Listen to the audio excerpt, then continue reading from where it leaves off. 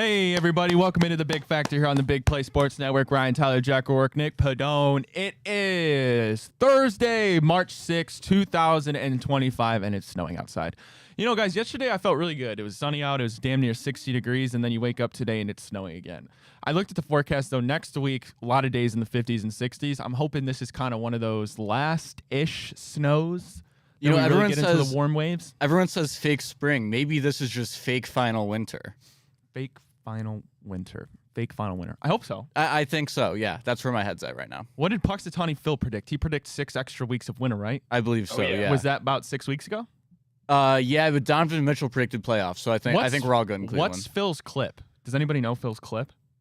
No, but you would have to think that it's been going on long enough that he has to hit with some form of consistency, or else he wouldn't be doing it anymore. I mean, you do have an iconic movie out of it, so maybe it's all just a formality, as some things are in life. Yeah, I don't know. I'll have to look up Phil's shooting percentage from beyond his little hole he digs. Nick, how you doing today?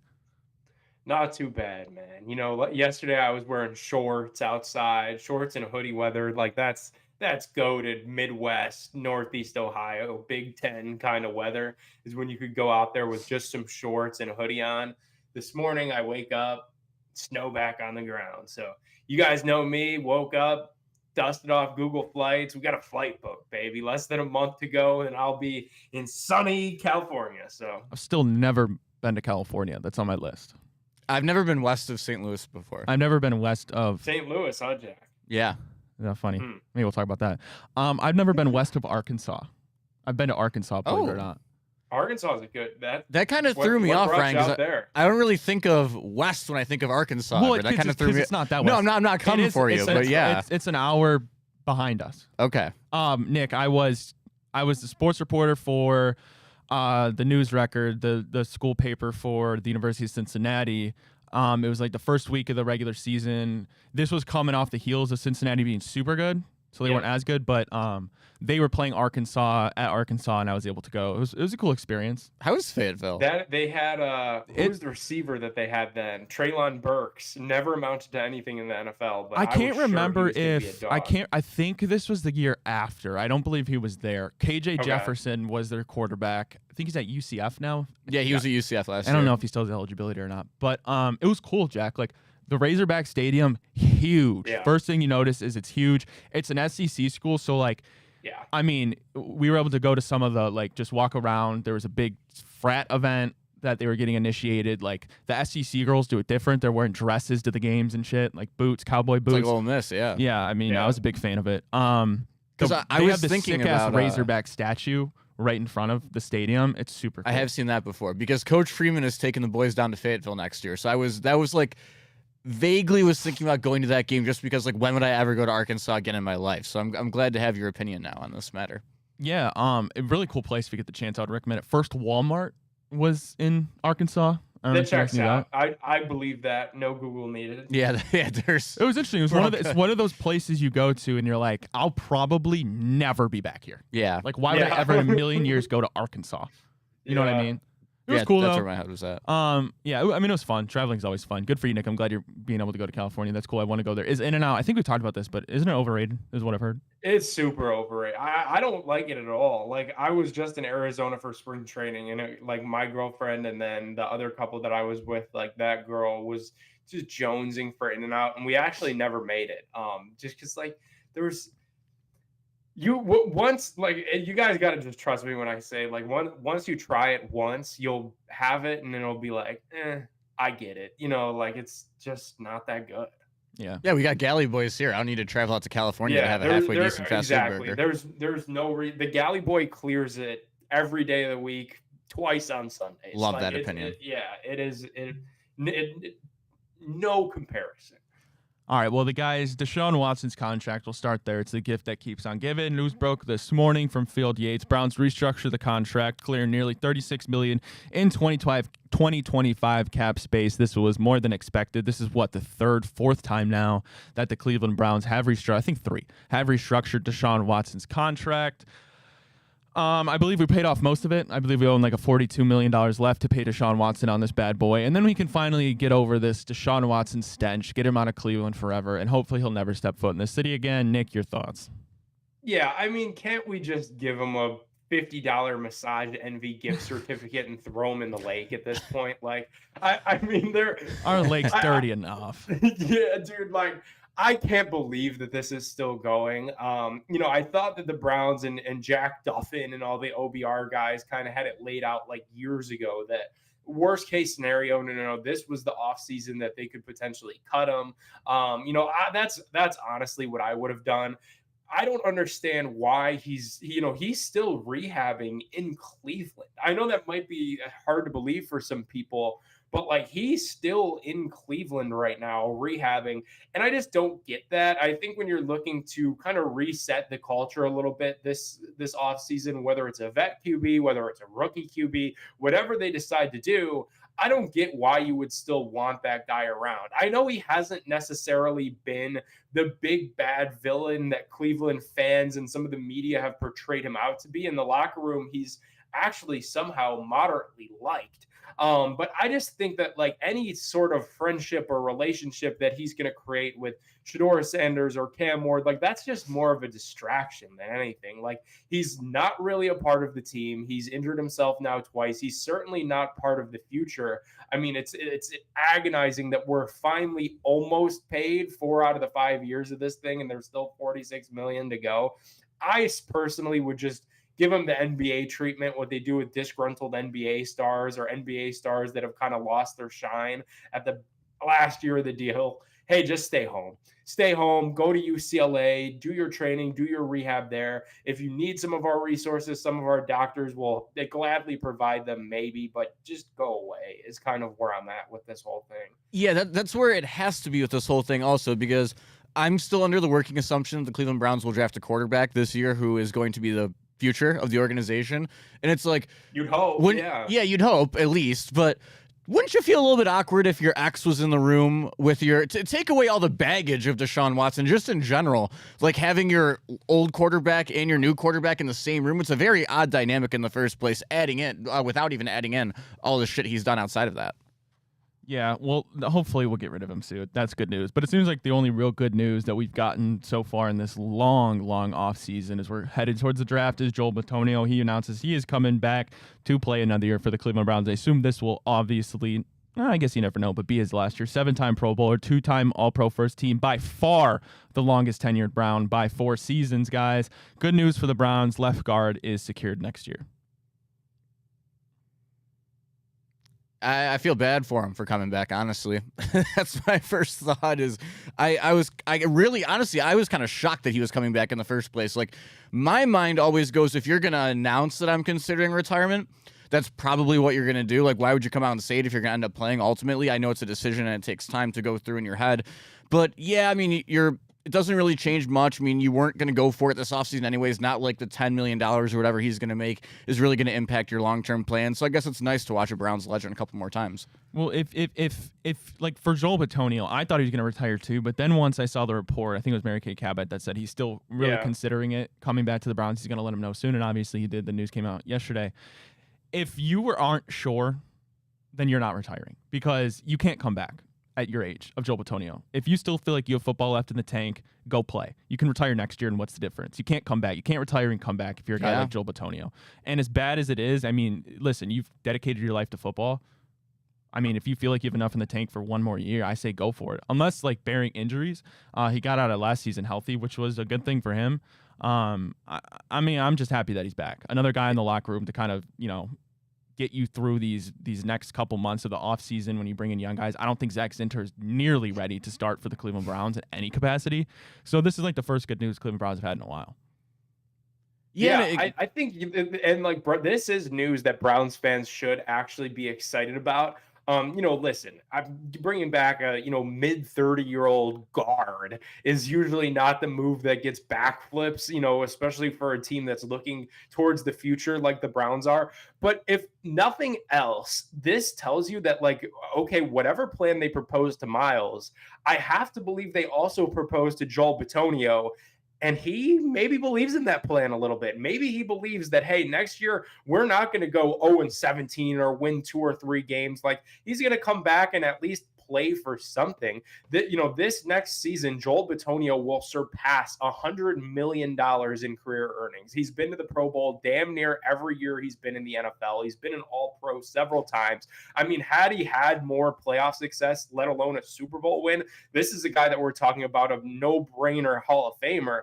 I don't know that he gets there, but he's got nothing left to prove on the field. Maybe he believes that, hey, I could protect one more young rookie quarterback and kind of set this organization up for the success moving forward. I think Browns fans should take this news with a little bit more than just a grain of salt and use this as something to be optimistic about, that maybe this isn't going to be some dreadful, painful, Sashi Brown caliber rebuild, because a franchise icon that's been around for those dark days is currently telling you, yeah, you know what, I'll subscribe to this. I'll come back for one more year and play for the Cleveland Browns, when he has no reason to.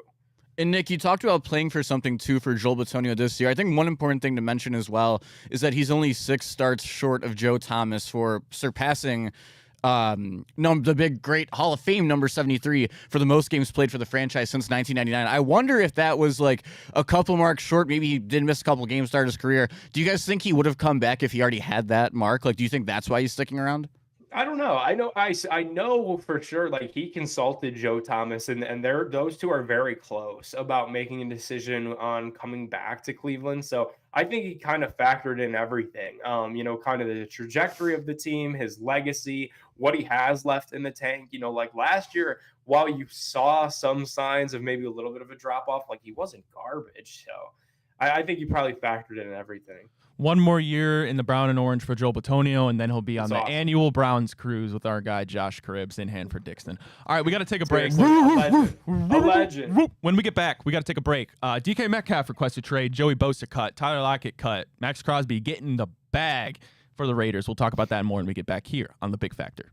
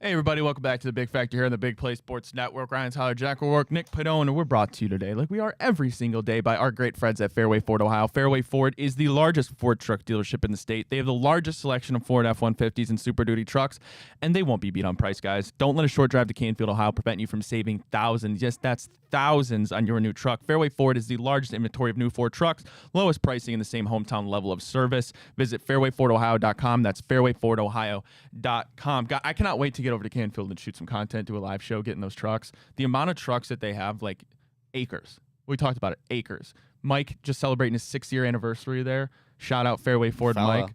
If you haven't tuned into Mike Mondays on their Fairway Ford page, go give them a follow on Instagram. Absolutely love Fairway Ford. And Ryan, I was looking up there too, $8,000, up to $8,000 off. I mean, man, oh man, do I wish the good people at Fairway Ford negotiated that Deshaun Watson contract. I mean, just with all those dollars getting added on every day, kicking that can down the road even further, we could all use a discount in our lives right about now. 1.9% APRs. I would kill to have I don't know what 1.9. APR means, to be quite frank. Facts. It's how much you're paying a month, basically. Like interest, yeah. Okay. Like interest. Like for you guys, mine is damn near 6%. You don't want to know what mine is on my house. That's a conversation for a different day. So you didn't get that Cybertruck, huh? Yeah, man. I did not think that was gonna cause as big of a stir as it did How much online. was it? I have no idea. To give people, like, that was me kind of trolling a little bit. I had to take my car in for like routine maintenance. Damn. I've driven my Tesla like 25,000 miles and I've never had anything done with it. So like there were a couple lights that came on. I was like, I should go get this thing checked out. Like they offer free maintenance at the dealership. So nothing was wrong with it. Didn't have to pay anything. But while I was like waiting, like I went and checked out that Cybertruck and kind of took that picture, posted it. And dude, people like like the politics behind the Cybertruck. And like, I guess, I understand that like Elon's very affiliated right now with the United States government and President Donald Trump. So, I mean, man, gloves were off, calling me a moron and, all sorts of mean stuff. Like on the internet? No. But yeah, I mean, people were big mad about that. Looks like the MSRP I just think they're the ugliest cars ever. Just shy of 80,000 is the MSRP on a brand new Cybertruck. So a little bit expensive. Dropping. That's actually dropping because I'm pretty sure they started like well over six figures, and that wasn't that long ago. So a fat $20,000 cut right off the top of it to get a brand new one is kind of telling. You know who has a Cybertruck? Browns perennial special teams Pro Bowl candidate Mike Ford Jr. Does he? Yes, he does. How do you know that? Yeah, how do you know? I follow him on Instagram. He posts about it all the time. Dude, I was seriously thinking about like, and so like this is the same dealership like here in Beechwood where I bought my Tesla. And like before I bought my Model 3, like the test drive, I was, usually you go on a test drive, like sometimes the people from the dealership ride around with you, they tell you like, yeah, bring it back in 15 minutes. I went and test drove my Tesla, this was years ago now. And they were like, hey, like, just bring it back by the time we close at 5. And like, they literally just let me and Cam take one of their dealer cars on a test drive, no supervision, no instruction or anything. Just, have it back here by 5. So I was big tempted to hop in that bad boy yesterday and to bring it back here to see if it would fit in my garage. I think that's like the big detractor is that it's quite large, and I don't think that it would fit in my garage. It is quite large. Well, also a guy who's superhumanly large, guys, that's DK Metcalf. News came out. He requested a trade from the Seattle Seahawks yesterday, courtesy of Adam Schefter. DK ranks 5th in touchdowns, 12th in yards, 16th in receptions since entering the league. He wants out in Seattle. Now, I don't know if this is a public leverage move to get the Seahawks to give him an extension. 27 years old, I believe, headed into the last year of his deal. He wants 30 mil plus. Probably deserved in this wide receiver market. It's just going to get more crazy and crazy. They released Tyler Lockett, so I'm not sure they can really afford to let DK Metcalf go unless you really want to just be throwing the ball to Jackson Smith and Jigba the whole time. Nobody really outside of that. I saw the Chargers as a potential front runner. They were quietly in discussions with Seattle. Nothing happened there. Justin Herbert would welcome DK Metcalf, I'm sure. That would be a good move. I don't really like him coming to the AFC. That's a possibility. Other possible fits: Buffalo, Green Bay, Kansas City, Vegas. Would not be shocked if Kansas City did something like this to get Mahomes another receiver. DK Metcalf, pretty damn good. Pretty large. Drops passes sometimes, which I don't like. I remember having on my fantasy team stone hands. Like, you can be as big as you want and as dominant as you want, but if you can't catch the ball, you can't catch the ball. Your guys' thoughts? DK Metcalf's future in Seattle. You better not go to Kansas City. That's all I care about. That's the first one. But Buffalo's the one that really pops off the page of me. Maybe it's just because I have a bunch of Bills buddies back at home. But man, does Josh Allen need another weapon up there? I mean, I don't know if you can really do it with Khalil Shakir, Curtis Samuel, and Mac Hollins and win a Super Bowl. So you got to go up there and help him somehow. I think it would. I was looking at a bunch of mock trades. Like it would. I think it was like a 3rd round pick, and Curtis Samuel was what it was. Reportedly, Seattle wants a 3rd and a 1st, which is a bit juicy. That's a lot. That's a lot. I don't know. I don't think they're going to get that for him. That's what the Browns gave up for Odell Beckham. It's a lot because that's probably similar age, Nick. You have to sign him to an extension. It has to be a sign and trade because you're not trading for him to come here for 1 year. You need to lock him down. Yeah, I don't know that they get that. I don't know if he ends up getting traded. I don't know that's a 1st and a 3rd. Like, that's a big price to give up for a guy when, if you're a team like the Chargers, you could stay put with your draft pick, in the high teens, low 20s, and select a 1st round wide receiver that you would have on a rookie deal for 5 years on the cheap. And then you'd be able to just get a vet like Tyler Lockett or one of these other guys that are, have been cut or going to be cut. I don't know. It's interesting. Then the Joey Bosa news broke late last night. And then some people were wondering, hey, is that them clearing cap for a DK Metcalf, trade? we'll find out. 'Tis the season, man, and business is heating up. That should be music to the ears of football fans everywhere. You know, we went through the couple of weird weeks after the Super Bowl, but yeah, business is going to be picking up here. And if you know anything, is before the draft, during free agency, is when these teams try to get themselves as complete as they possibly can so they could go into the draft with a clear vision of what their roster is going to look like with these new coming rookies. Because yeah, that draft is usually it in terms of big transactions that happen. So we're moving, guys. The NFL calendar is back to motion.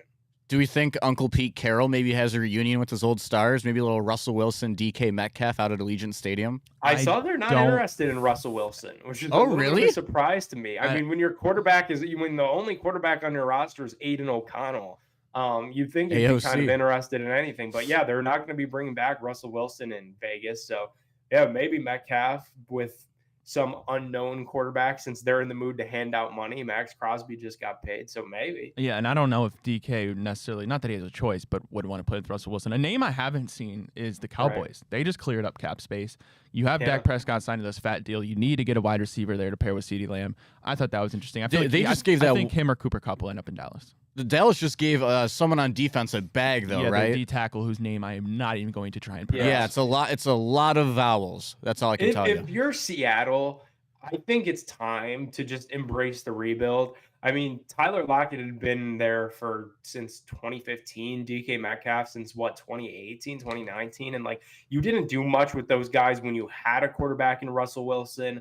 Geno Smith was a bridge to, a good bridge quarterback. Like, everybody loved what Geno has been able to do for himself in his career these last couple of years. But what has it really got the Seahawks? Not much. A new head coach, a new GM. And it's time for them, I think, to really just wrap their arms around the rebuild. I know Geno Smith is in the last year of his deal, but he could get cut and be one of the QBs that are on the move this offseason. Like, I think if you're Seattle, you flip DK. If you could get a first-round pick, you take it. You don't think twice. Even if it's a second and a third, I think you do that just to clear the money off the books. And you look towards the future if you're Seattle. Like, you've been trying to meddle around in the middle ever since the Legion of Boom, and it just has not worked. Let me ask you guys this about the Seahawks. Not that this is completely on topic, but it does help with the rebuild, is you got to find a new identity, get new jerseys going out there into the world, into circulation. I was never a fan of like the highlighter Legion of Boom era Seahawks jerseys. I don't know if that makes me crazy in this group or not. I think they got to go back to the throwbacks full time. I love that, like the midnight blue and the gray. Those are definitely better than like the booger green. Those are so like ugly, color rush ones that they did. Yeah. Agreed. Well, speaking of getting paid, Max Crosby, you mentioned, Nick, he's now the highest paid non-quarterback in NFL history by by 0.5 million. Justin Jefferson's making $35 million a year. He was. Now it's Max Crosby with 35.5. He signed a 3-year deal with the Raiders, 106.5, 91.5 million guaranteed. I don't think that's going to be lasting long. I think when Myles Garrett gets eventually traded, well, he's going to want $100 million guaranteed, whether that's a 3. I don't think it'll probably be 4 or 5 year deal with $100 million plus guaranteed. We know it's written in the stars. Myles Garrett, probably in a couple months, unless we see some holdout with the Browns, they refuse to trade him. Myles Garrett will be the highest paid non-quarterback in NFL history. And then Jamar Chase might come in and take it right after him. True. I mean, and then Micah Parsons after that. Like, this is the new, this Max Crosby deal is the new baseline, the new basement for Jamar Chase, for Myles Garrett, for Trey Hendrickson. That's another name we haven't mentioned, for Micah Parsons. Like, negotiation, if you're any of those 4 players, and I get those are 3 defensive players and 1 wide receiver, but the negotiation starts at the Max Crosby contract. Like, that's the baseline of what I need to even come to the table to negotiate something. We're going to see big time money get thrown around this offseason, especially if Myles Garrett gets moved.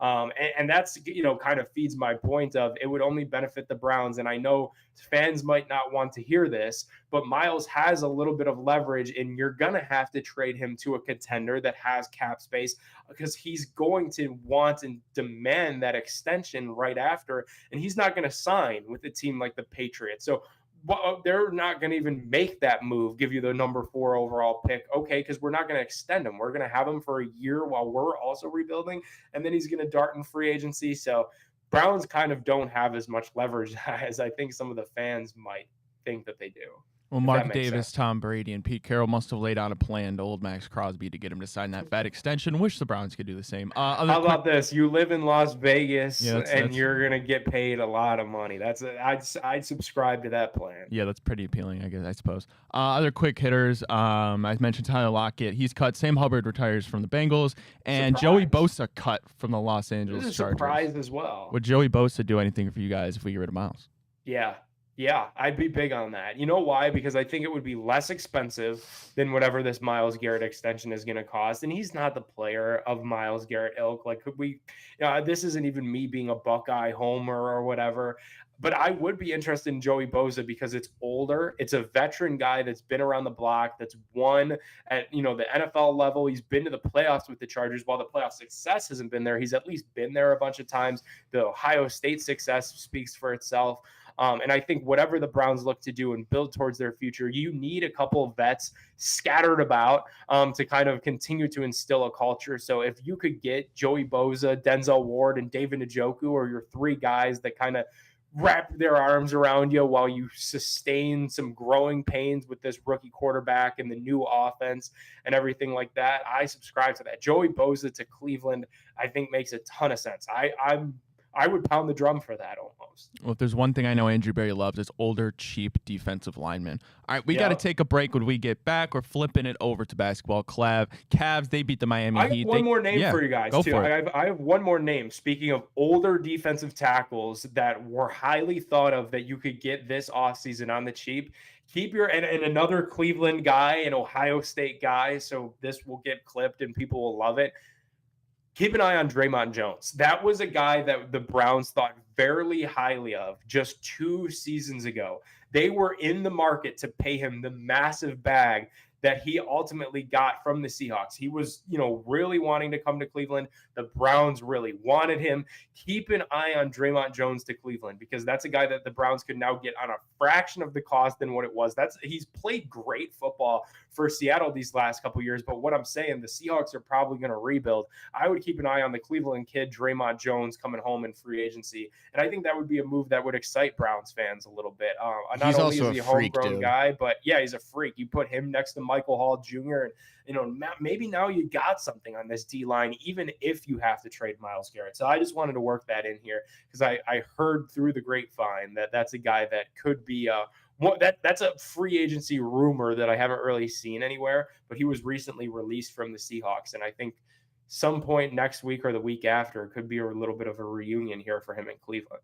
I remember, too, with him, just to speak to how much of an animal that guy is. I had him on my podcast a couple of years ago, and it was an audio-only podcast, but, we had video on the call. Yeah. And he was just shirt off, just ripping, a crazy workout while answering questions. You couldn't even tell he had a loss of breath. Just insane athlete. Yeah, I think he finds his way to Cleveland here. Folks around these parts certainly do love their Buckeyes. All right, we got to take a break. Like I said, when we get back, talk about the Cavs. They secure a top 6 spot for the NBA playoffs.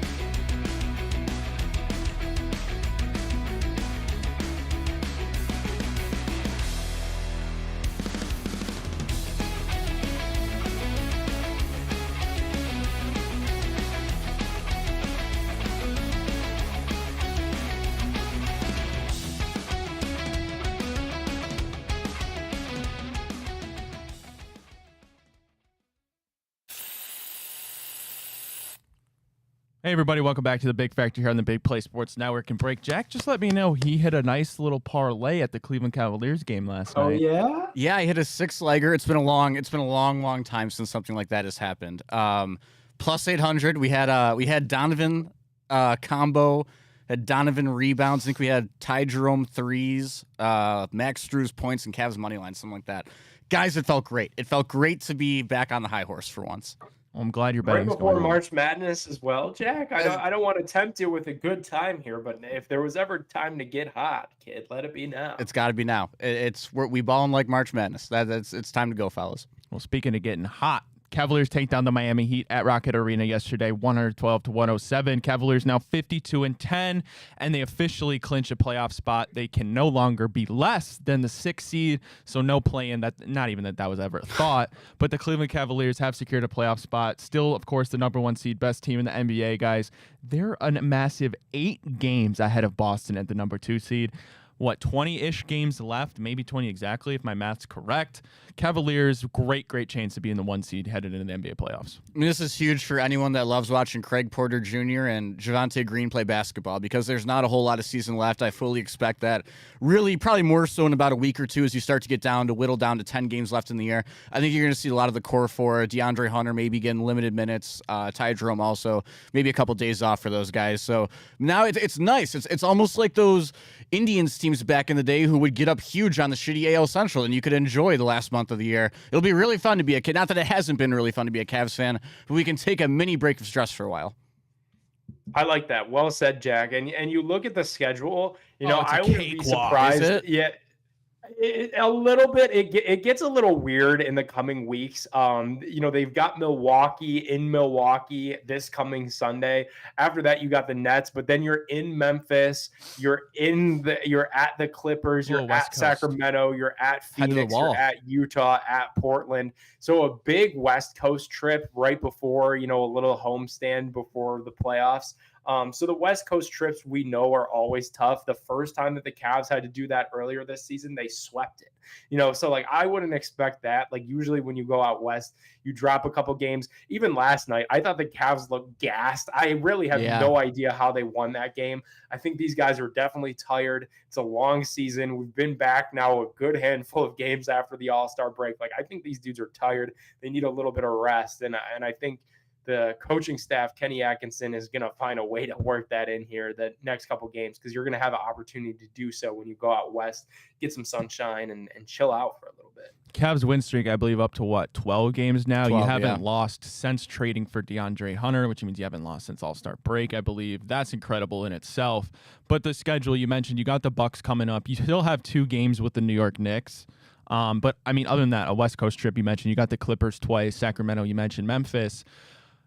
But other than that, guys, like this is a breeze. I'm not kidding you, like a breeze to the number 1 seed. And it's crazy to think you go back to the regular season, the beginning when we thought, well, we're going to run this thing back with Kenny Atkinson.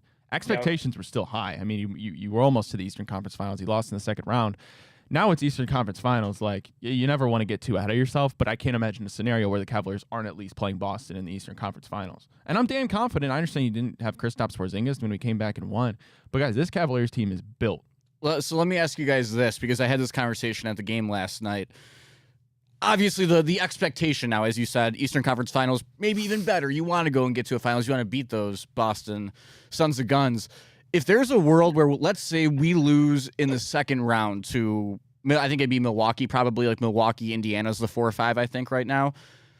What would it take? What kind of a playoff exit would it take where not all 4 of the core 4 are back next year? Or do you think, regardless of what happens in April and May, this team is run back next year?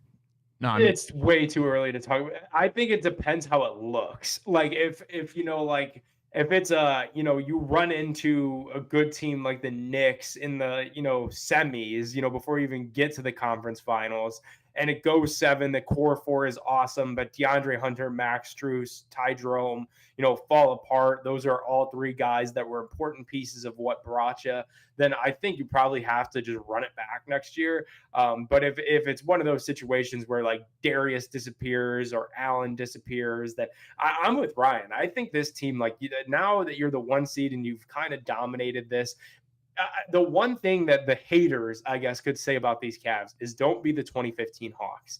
Like you can't have had this great regular season and then not make a conference finals. You have to at least make the Eastern Conference Finals this year, I think. If you don't make the Eastern Conference Finals, no sugarcoating it. This is a massive failure of a season. You can't get to the same place you went to last year with this start in the regular season. I don't care all the records you set in the regular season, the franchise records, they mean nothing. You got to go to the Eastern Conference Finals. You got to prove you at least belong in the conversation with Boston, and they've done that and more through the regular season.